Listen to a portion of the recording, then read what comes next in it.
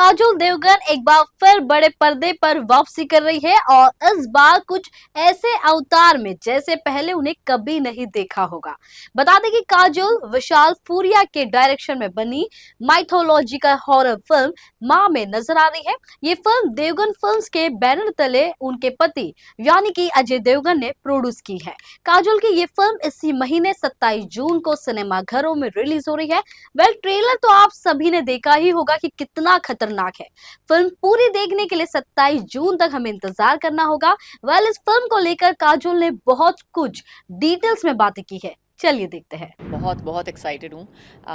मेरी पिक्चर थिएटरों में बहुत सालों के बाद आ रही है and I am very happy to say that 30 odd years के बाद जो है काम करते हुए I think I am really happy that I have a film coming to the theatre screens.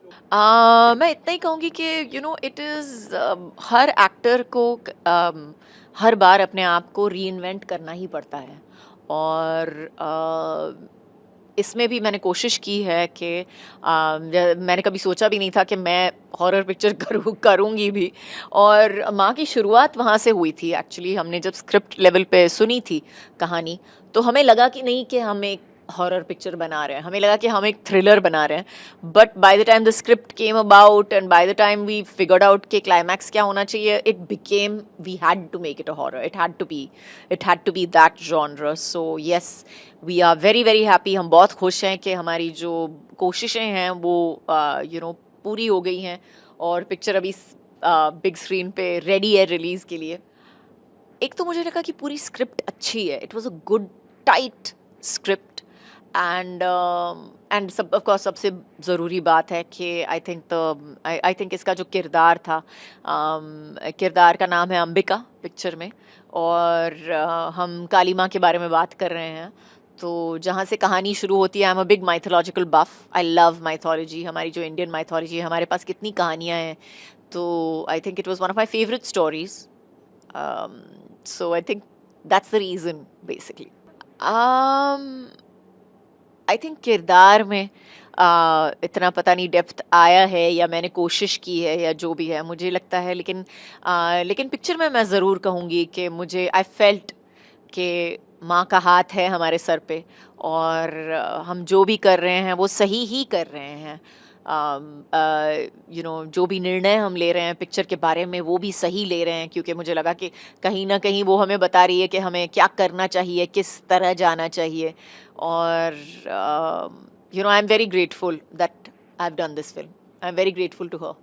I don't think my perception has changed at all. I think माँ जो होती है वो एक अद्भुत चीज़ बन जाती है जब उसका बच्चा पैदा होता है।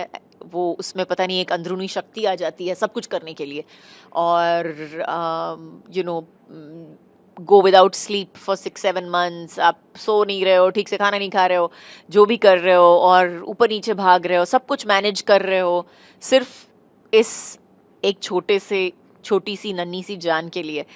तो it's something that is just there inside you, it happens to you. और सब करते हैं, ऐसा कुछ नहीं है कि कोई you don't have to be specially intelligent or specially weak or specially strong to do that.